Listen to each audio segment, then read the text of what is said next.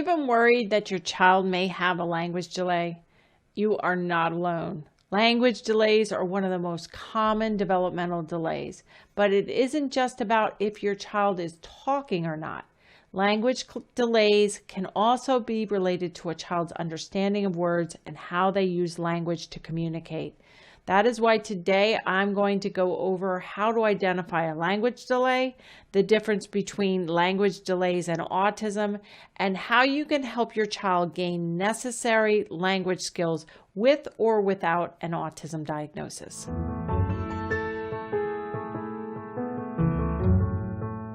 Hi, I'm Dr. Mary Barbera, autism mom, board-certified behavior analyst, and best-selling author. Each week, I provide some ideas about turning autism or signs of autism around. So if you haven't subscribed to my YouTube channel, you can do that now. When my son Lucas was a young toddler, I remember going to the pediatrician's office and filling out developmental screeners that went over language milestones. When the doctor asked me how many words Lucas had, I always counted many words that he said, but in reality, he was not using language typically. He would fill in E-I-E-I-O sounds for Old MacDonald when I sang it. Sometimes he would fill them in. And he might try to say a whole sentence he had heard before. We used to visit the museum and there was a sign, "Please do not feed the ducks." And Lucas might say that hours later or even days later. I didn't realize I was counting those as actual words Lucas was saying, but that was actually delayed echolalia, which means he's heard something before and now he's repeating it or scripting it in his head. So these aren't real words. Sounds fill in the blanks to songs, and definitely delayed echolalia aren't really using words functionally. And this is where Lucas also identifies some letters. And so he would go up to the sign at Friendly's, the welcome sign, and he would say W, and he would say egg for E because that was on a puzzle. And you can see how confusing it was for me to identify that Lucas really did have a significant language delay. Lucas could also, in terms of understanding language, he didn't really understand language, but I didn't know any better. And I wrote down that, yes, he could touch his head and his toes and his belly. I didn't realize that he could only touch his body parts if I sang the same song and touched the same order and actually was doing the body part song and touching my body parts too. He was part imitating, part of it was just a routine that he would do, but he couldn't just touch your belly. He couldn't understand what I meant.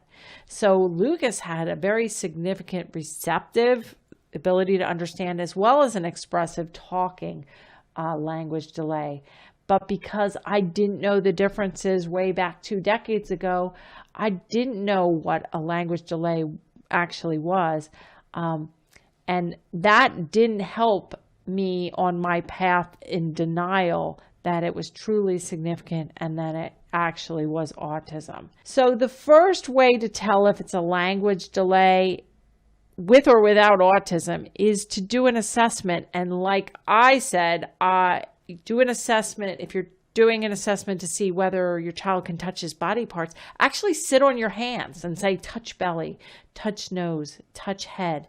Don't do it as part of a sing-songy game like I did, and don't show him as you're asking. As part of your assessment, you should be aware of what typically developing milestones look like for the age of your child. So go to the CDC website to find out some of the milestones your child should be reaching, both in terms of language as well as other areas. They could be physically delayed, they could be socially delayed, and they could be delayed with self-care tasks such as eating from utensils or still drinking from bottles or using pacifiers way too late. The other thing you could do as part of the assessment is you could download a free MChat and watch my video blog I did on the MChat.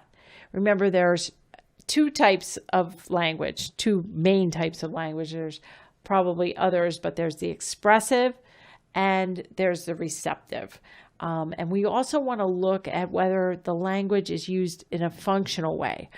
Are children asking for things, or are they just labeling numbers and letters or colors? Are they just having delayed echolalia, or are they actually using language to ask for things, to begin talking to you in some functional way? It is super important that you act early, and that if you or your spouse or your mom or anyone is in denial or giving you false reassurance, you can check out my blog on denial, and that might be helpful. In summary, if you notice any language delay in your child, it's recommended that you start assessing and intervening today. The more time you spend in denial, like I did, the harder it will be for your child to catch up. So to help you get started on the right path, go take a 2-minute quiz at marybarbera.com/quiz. Take my quiz, watch the free workshop that will come right along with the quiz results, and get started on the right path today. If you like this video, I would love it if you leave me a comment, give me a thumbs up, or share the video with others who might benefit. And for more information, don't forget to join me every week right here. I'll see you here next time.